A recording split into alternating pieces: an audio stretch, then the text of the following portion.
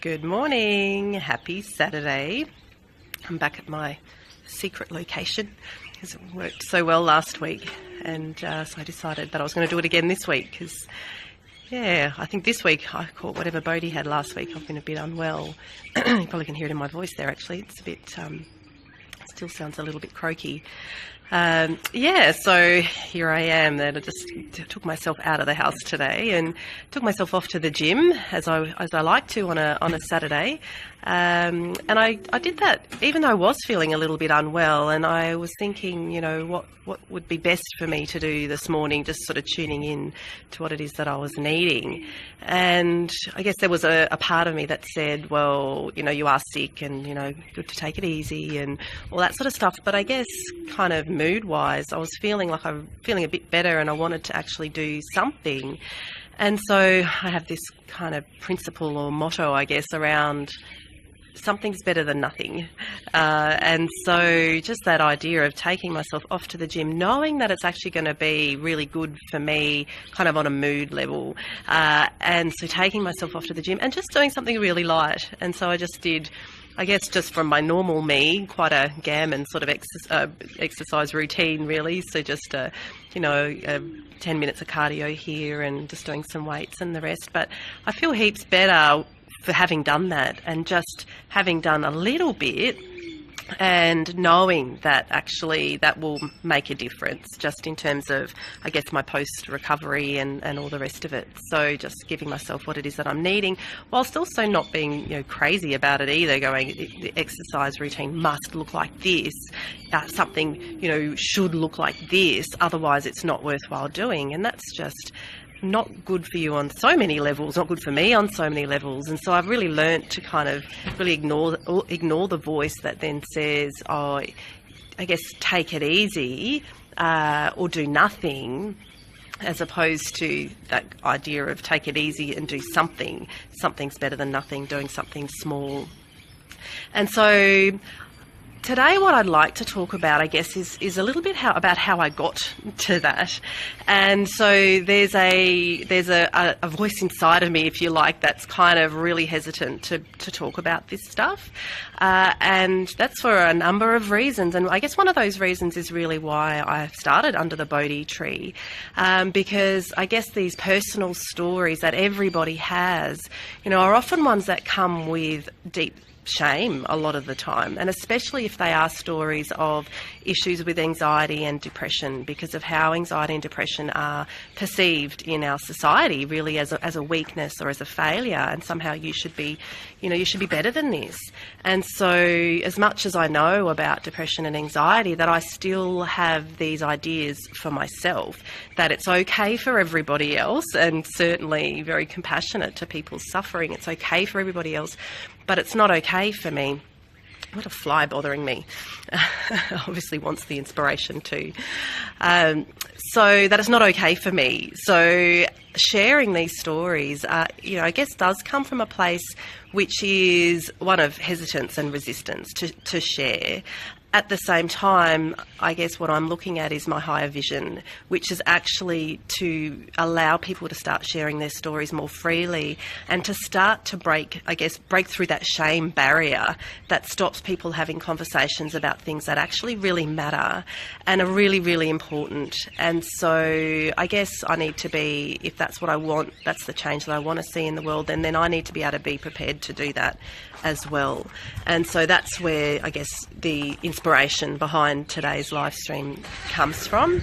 And it is really with a view to, I guess, sharing a little bit about my personal story. So, that, yes, as much as I've studied depression, anxiety, psychology for many, many years, it's been my life's work for coming up 20 years now, that at the same time there's a personal story that goes into that, which comes from, which I guess has motivated me to do what it is that I'm doing, and that'll make a little bit more sense as I go on.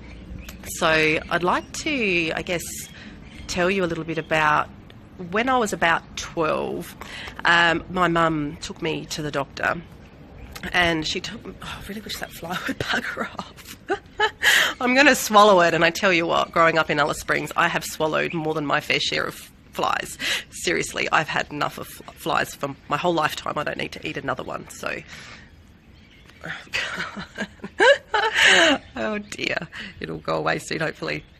Anyway, when I was about 12, my mum took me to the doctor, and in her wisdom, she thought that that would be something that would be helpful for me at the time, because at the time I was complaining of having no energy, wanting to sleep all the time, feeling really just like I couldn't breathe properly, and that I was really just feeling out of sorts in the way that a 12-year-old might explain that. And at the time, I had been doing piano for a number of years, and I was saying to her, look, I just don't want to do this anymore. And so I wanted to give up piano. And so that was something that, as much as I wasn't, I was doing it as a hobby, it was something that I was actually very good at. And so I, won competitions. I played in an Eisteddfod with a broken arm and came second, and, all this sort of crazy stuff. So I was, as much as at that time I was really thinking about giving it up, that I was actually really good at it, and it gave me a lot of joy to practice and to do it. But at the time I was saying I just don't want to do it anymore, and I wanted to give it up. And so Mum, tried to kind of problem solve that and took me to the doctor. And the doctor did, as they would, blood tests and all the rest of it, and there was nothing wrong with me, according to them. And so basically the message, without having ever said the message, was one of kind of toughen up, as it were. Like, this is just life, or this is just how things are. And so nothing was really done at the time. And so I did give up piano, and that was something that then I gave up a number of other things. I was doing swimming, and I just stopped doing everything that I was doing up until that time, and without really understanding why, and without having a context. I guess no one really sort of knew what to address specifically around that, what was happening for me. And so then, a number of years later, when I turned 15, it really had gotten infinitely worse. And so basically I got to the point where I was just crying all the time, every single day, crying all the time. And it was something that I didn't understand, and the narrative for me was, I don't even know why I was born, that I just felt so insignificant and so worthless that I just had no idea why was I even born, why was I even put on this earth. And so that's quite a strong story, but I was just in a complete state that I had no idea how to get out of, and no one, was there really to help me through it. No one understood it.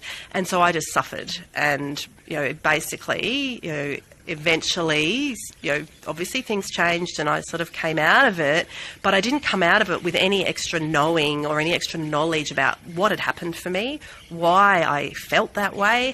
And then circumstances changed. I sort of came out of it, but I was none the wiser, really. I had no name for it. I had no knowledge of what was happening when I went into it and what was happening when I came out of it.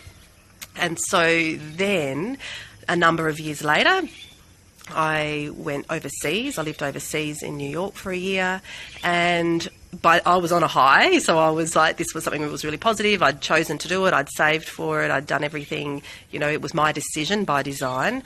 And so I went overseas, and the question was, how are you going to cope with a New York winter? And I had thought that would be fine for me because it was something that was novel, and it was, I wanted that experience. Anyway, I guess, probably as, very well predictable or scripted or whatever. But sure enough, I got to the point where after probably 2 or 3 months of the winter where it's brutal, you can't go outside, there's no sunlight, you're working from dark till dark, that type of thing, where I just really was just in a real state. I was looking after 2-year-old boys, and they would have a 3-hour nap. I would nap with them, so I would nap for 3 hours in the middle of the day. I would then, drag myself up to look after them. I was forgetting things. I couldn't concentrate. The family that I lived with didn't get it. They just thought I was lazy, and that was the feedback that I was getting, was that I was lazy or irresponsible or just didn't give a shit, basically, is what it kind of looked like from the outside, which couldn't have been further from the truth. I just didn't understand what was going on. So once again, I took myself to the doctor. I took 2 buses to get to this ridiculous doctor to, in a New York winter. That is fucking hard. So I did that, but I really needed to know and wanted to know what was going on for me, and I didn't understand it. And I was getting quite a lot of heat around what was happening for me, and I was like, I don't know, this is not how I usually am.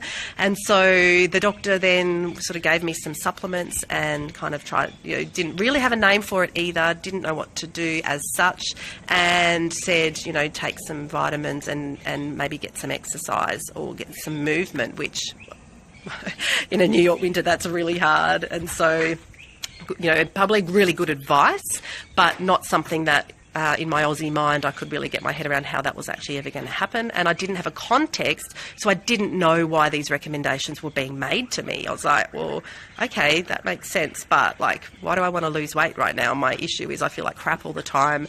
I'm sleeping all the time, have no energy, I can't concentrate, I'm forgetting things, like, effectively the family that I'm living with and working for really just think I'm just shit, basically, because I'm not doing what I should be doing, and then I feel worse because I'm really conscientious and want to make a positive difference.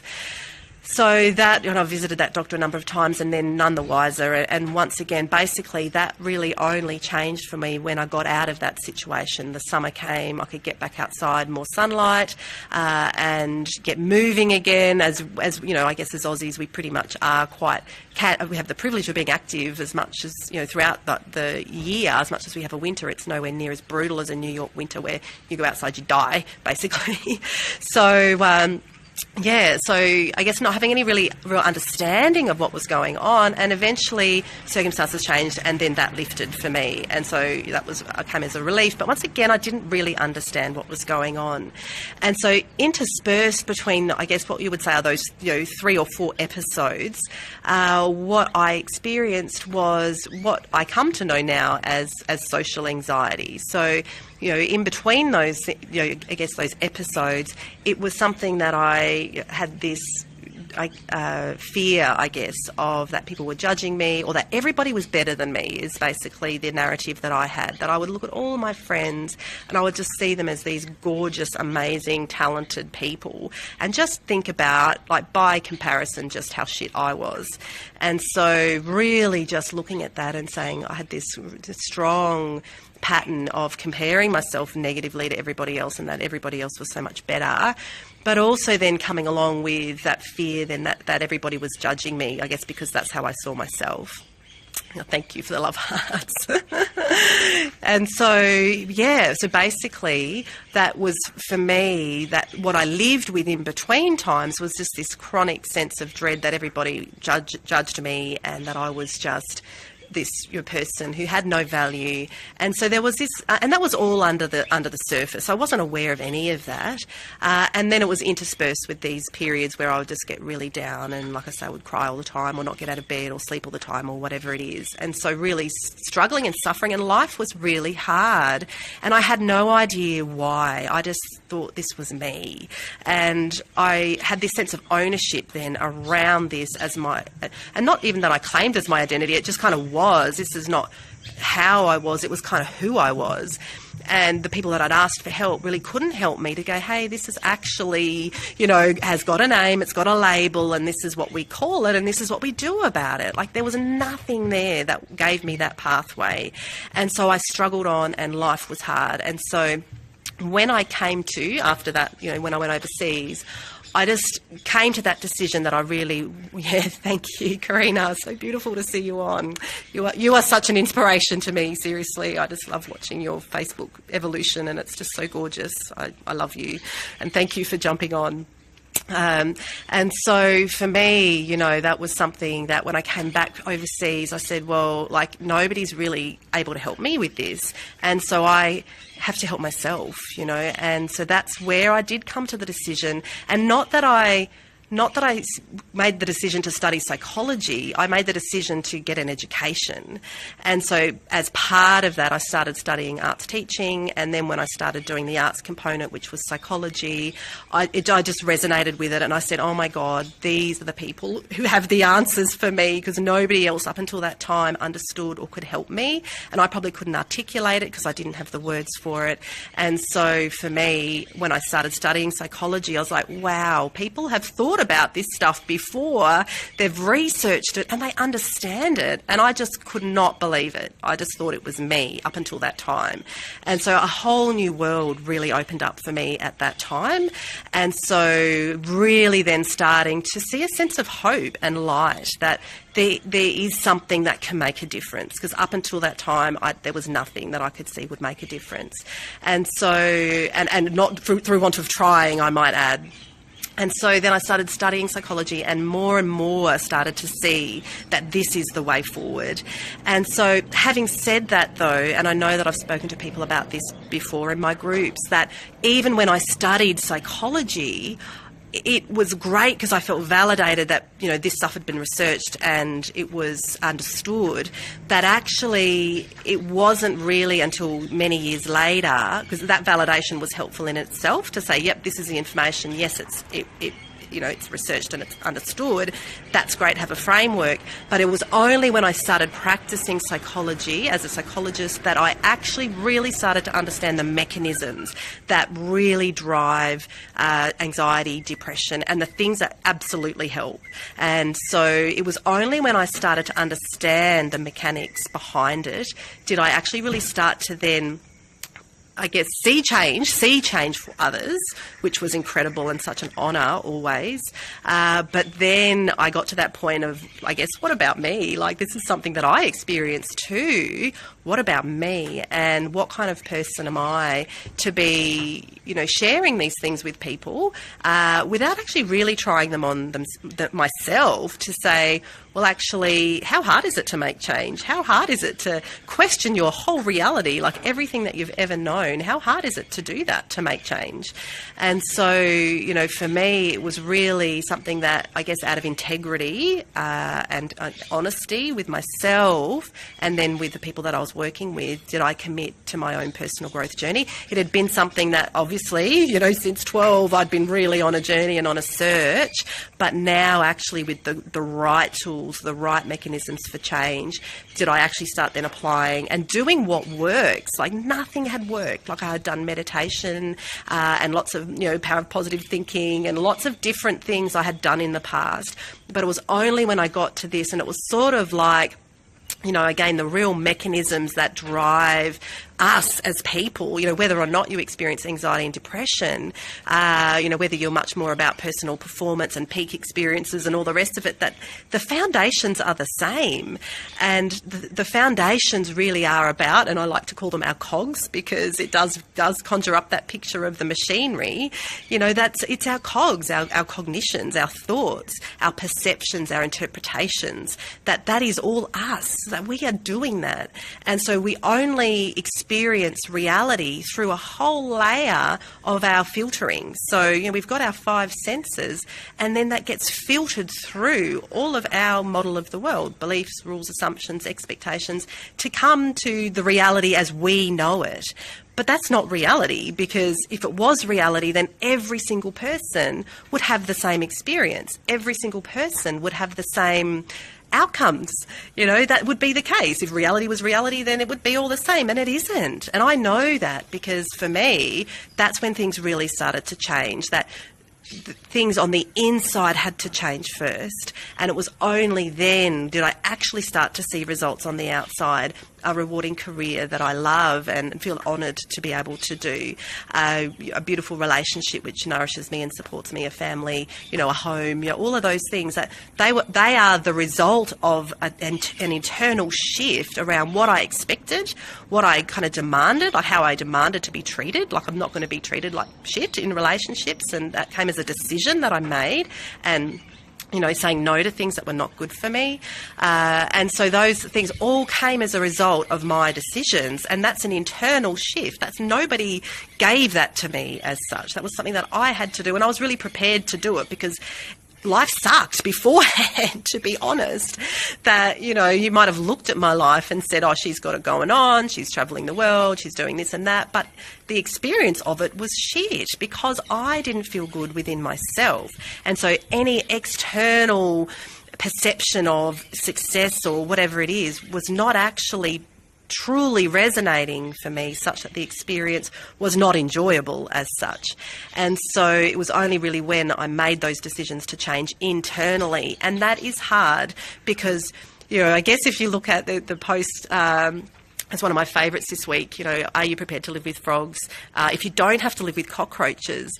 And to me, that is the essence of change, because the reality is when you decide to make a change, you don't know what that pathway is going to look like. You say, I'm going to make this change and I'm going to go from here to there. And then life throws up all of the stuff that has stopped you, which a lot of it is internal. So the reason you are not where you want to be is not because, people have ripped you off, or because, it's, life is shit or whatever. The reason is because we limit ourselves. The minute you make a change, you immediately bump up against the boundary conditions, your boundary conditions around what you believe you're worth, what your rules are, what your expectations are, what you're expecting of others, And so as soon as you decide to make that change, you immediately bump up against the boundary conditions. And if you are prepared to say, these are my boundary conditions, and you are then prepared to start to grow beyond that, like the snake with the skin, to say, nah, old protective layers not needed. And it can feel very dramatic. It absolutely can. It can feel all kinds of wrong, because those protective layers are the things that have protected you in different contexts. Absolutely, they make sense in context, but they're old, outdated ways of being in the world, and they don't need to remain that way, especially if the context has changed, or if you're now in control of changing that context, as we are more so when we're adults. So, for example, you go, I'm going to go from here to there. I'm going to go from where I am now to like the career of my dreams. And you say, okay, I'm going to go there. And then all of a sudden you've got someone in your ear saying, what do you want to do that for? Or, that's a shit thing to do, or, whatever. There's your boundary condition right there. The relationships that you've allowed into your life that then limit you being all you can be. So, that's a boundary condition. Yes, it's an internal one, because it's the decision that you've made. The people that you allow, how you allow yourself to be treated, is a boundary condition. Whereas if you say, shut up, I'm doing it anyway, and you keep going, things will change for you. Either the relationship will move on, or they'll step up to the plate and say, oh, cool, what you are doing is really cool. And I'm on board with you. I'm supporting you. And so, one way or another, things will change. And I guess it's you need to be prepared for it to be one way or the other. Like, I'm going from A to B, and I now expect to be supported in this. And if you're not with me, then catch you later. And so, again, one way or another, things will change. And that's, up to you to decide whether that is something that you're prepared to do. So, for example, that idea of living with frogs if you didn't have to live with cockroaches, certainly it's by and large the most important, or the most preferable situation for me. But yes, I am picking up frog poo every morning. Oh, there's my little present. But I just thought of that. That's the cockroach right there in a little poo-sized form. Oh dear. Well, that's what it is. So thank you. Don't have to live with cockroaches, and I'm happy to pick up that piece of poo, because, I think, the cockroaches are so much more difficult to manage, really, aren't they? They're everywhere. They're disgusting. Anyway, frog poo, no problem. Disinfect, all good. So I know. So true. Oh my God. It's just, yes, a digested cockroach, really, isn't it? Because I reckon that's all they're eating, because there are literally no cockroaches left in my house. And I'm like, score. So anyway. So yeah, when we make that change, we make that decision to make a change, then stuff comes up, stuff internally. We make drama around it. It's painful, and it's not saying that, the drama is not painful. It is, because all of those things are protective barriers. They have been there to protect us on some level, but it's up to us to say, is this something that I actually really want? Am I prepared to work through the fear, the fear of loss? Because there will be things that you lose along the way. And as I said in my post, I did lose a relationship that I thought I really wanted, and that was extremely painful. And I thought I was losing everything, and I thought I would always be alone, is the reality. I thought, well, okay, then yeah, that's if, that I'm the problem in the relationship, then I'm probably going to always be alone. And I was like, well, actually, this is a lot better than being in a relationship that feels like this, or in which I feel like this. So making that decision to leave the relationship, and in retrospect, that was something that has served me. That was when, in retrospect, it wasn't such a great relationship because I wasn't supported, and I would never have been able to do what I'm doing now, and certainly with Dean's support. Like, we are a power couple in that regard. Like, he supports me with, every step of the way because I've set boundaries around people who don't support me, and having that as an expectation is just, an empowering model of the world to operate from, really. And so, again, making that change and being prepared to, deal with what comes up, but also then having the strategies to be able to deal with what comes up. And so that's, I guess, where, for me, when I started studying psychology, when I started applying the tools and techniques to myself, that is literally where my life changed. And I guess why I'm so passionate about Under the Bodhi Tree and why I still get really fired up about it is because I still, to this day, get people in my office who say, I've been depressed for 20 years and I've been to various doctors, and and not to dismiss doctors because they're busy and they do a great job by and large with general practice stuff, but depression and anxiety are still being missed in the primary healthcare setting, absolutely, well, in the world generally, but people have been depressed for 20 years and never seen a psychologist, and that is such a travesty for me because I know what a difference it makes. And I have people come into my office and they, within 6 weeks, they can significantly, it doesn't mean that they're cured, absolutely, like I say, for me, like, this is something that I commit to daily. Like, I commit to my journaling practice, I commit to my meditation, I commit to my exercise, because I know that these are the things.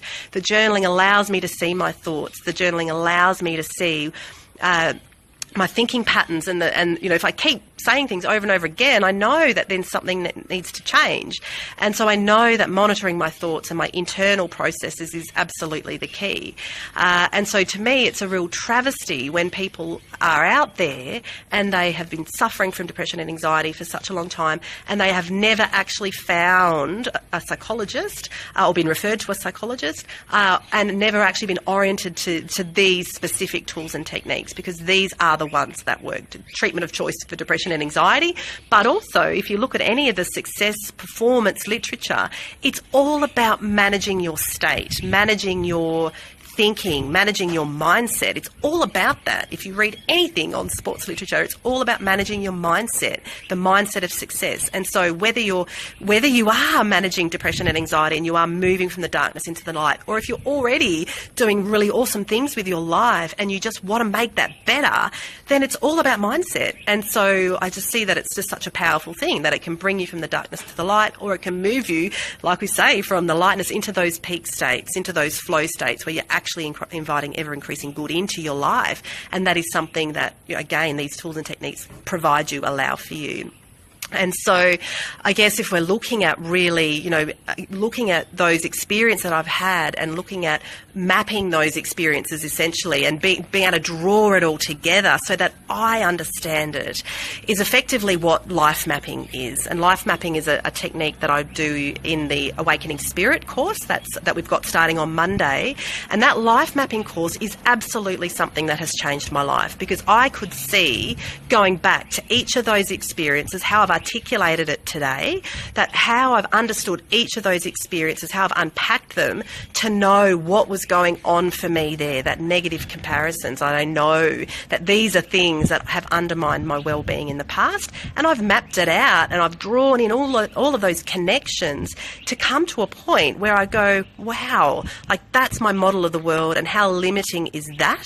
And what am I going to do instead? And so the Awakening Spirit is really all about that, about how you can actually start to map out those things that have limited you, that have blocked you in the past, that have undermined your mood, that it gives you those strategies to understand those unconscious sabotage patterns, because all of those things for me were unconscious. I didn't know I was doing them. I couldn't articulate it, like I said.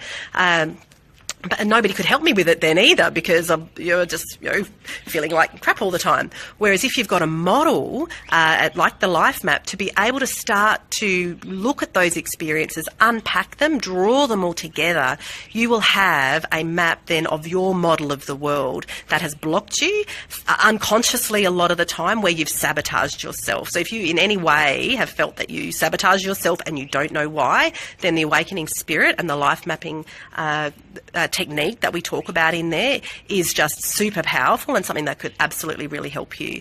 And so if you are, you were like me, where you're still really stuck and not really understanding, how and why you're experiencing what you are, or that you kind of keep hitting that glass ceiling where you go, right, here I am, ready to launch off, and then there's a sabotage, something that happens there. So you sabotage a great relationship, or you sabotage, any kind of windfall that you might have gotten or whatever.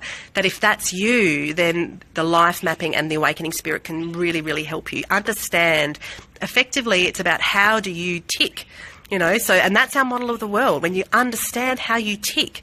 So what are those beliefs, rules and assumptions that really limit you and block you? When you understand that component, super powerful. When you actually look at emotional mastery and how it is, those emotional habits and patterns. So something happens and it triggers an emotional pattern that sabotages you. You go into helplessness or hopelessness. You go into anxiety and fear. That when you can map that particular emotional experience and you've got some strategies to be able to pull it out at the root, then it doesn't have to continue to limit you. And this is an ongoing process. So what you get out of the awakening spirit really is a course, but it's a map. It's a roadmap. So whenever you notice yourself sabotaging yourself, you pull out those tools and techniques and you will bust through those barriers, guaranteed. It's something that I do, that it's something that I use. Everything that's gone into the course are things that I've used and that I've seen powerful and amazing changes in my own life. And for me, it's a travesty if it sits on the shelf. Like, I use it for me, then I want to share it with others. And, this is something that can absolutely really make a difference. So if you are ready to make a change in your life and you are ready to understand yourself in a whole other way, so on a deeper level, so that you can really start to next level yourself, essentially, then the awakening spirit is absolutely for you. I feel that heart and soul, that this is something that I feel can absolutely help anybody who really is truly ready for change and who truly is ready to make a difference in their own life and own up to their own shit, basically. Any change that you want on the outside happens inside you first, and there is no way around that. But it doesn't have to be like, for me, for, the first 20 years of my life, suffering on through and bumbling along through, not knowing what the hell I was doing, that here's a roadmap. This is something that you can do for yourself. And why not? Because, if you want more for your life, then again, that change happens within you first. And so that awakening spirit really provides just a beautiful roadmap, where you can actually, follow through the course in sequence to then come out on the other side going, right, you are the author of your own life. And so, I guess that brings me to the motivation question. For me, when you look at that depressed voice or that the voice of the barrier, the voice of the inner critic or whatever, the voice that stops you, basically, it can sound like, I'm not motivated, it's not the right time for me, I just, I'll do it later, whatever that says, that, that really robs you of your motivation and stops you from taking action now, that is the voice that will always stop you, because there is never, the reality is there's never a better time. That if your voice is saying to you, I don't have the motivation, I'll wait, just say, for example, like with exercise, I'll wait for the motivation. Well, actually, the motivation comes when you experience change and you go, oh, yeah, this is great. This actually really does work.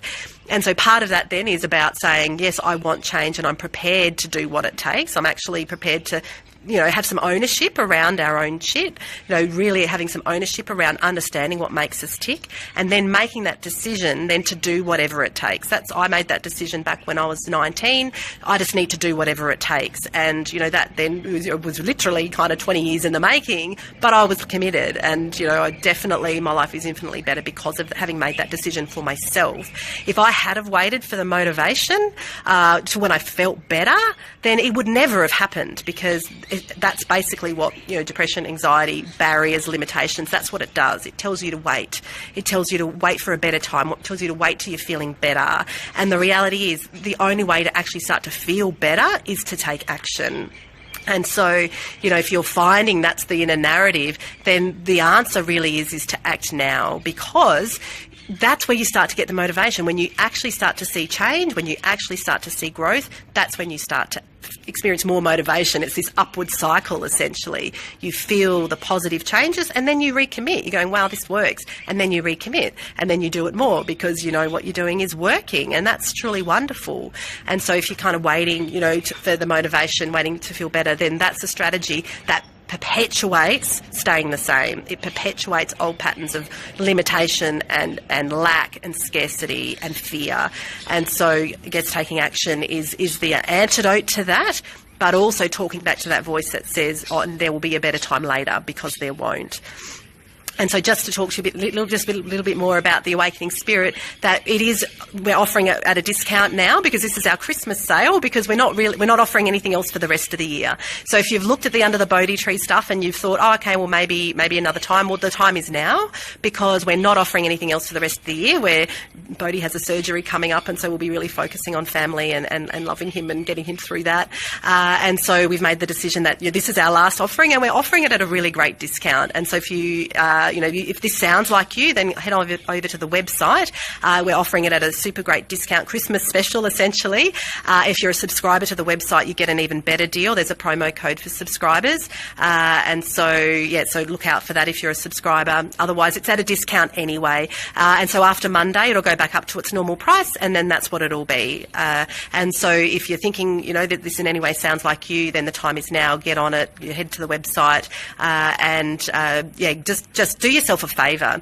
And I guess, what I would suggest is that if you really do want to start 2018 off in a powerful way, such that you're kind of launching into the year, a lot of people wait until January and say, okay, now I'll set my New Year's resolutions. I nearly forgot what they were called now because I don't really make them. That's how I live my life. So just new resolutions every day, every month, every week, whatever. But, some people wait to the new year to make those resolutions, and by and large they fail because, come 2 months in, yes, it's hard, it's difficult, life takes over and we return to normal. So why not? Why not make a change right now and get into 2018 in a powerful and positive way, launch yourself into the year, and get ready then for a year which is the next level you. And that's what you get out of the Awakening Spirit. You get to the point where you know more about your model of the world, the things that have blocked you, pulling out those emotional barriers at the root so they don't affect you ever in the same way ever again. And you can then actually really start to see yourself in a whole different way, getting back to self-belief, back to confidence, believing in yourself such that you can launch yourself off into a whole different future. The trajectory is totally different. And you could start 2018 off with all of that if you act now. And so I'd encourage you, the time is now, and there will never be a better time. And again, 2018 could offer up a whole bunch of other things, but why not start on the front foot and take ownership of all that stuff now? And so that's the Awakening Spirit. And so I really do hope that you've been enjoying the blog posts for the week, and if you want to go back and have a little look, scroll down. They're all here. I post them to Facebook, but if you want to read more, then they're all on the website as well. You can click through and have a little look. So that's all for this week, and I really hope you've had a great week. And we'll talk to you next week. I'm thinking that I might change it to a little bit later for next week, just because I'd like to be able to do my writing first and then to be able to get onto the live stream. But so we might do a little bit later next week. But I'll definitely let you know. There'll be a little note. Okay, so have a great week, everybody, and we'll talk to you next week. See you later.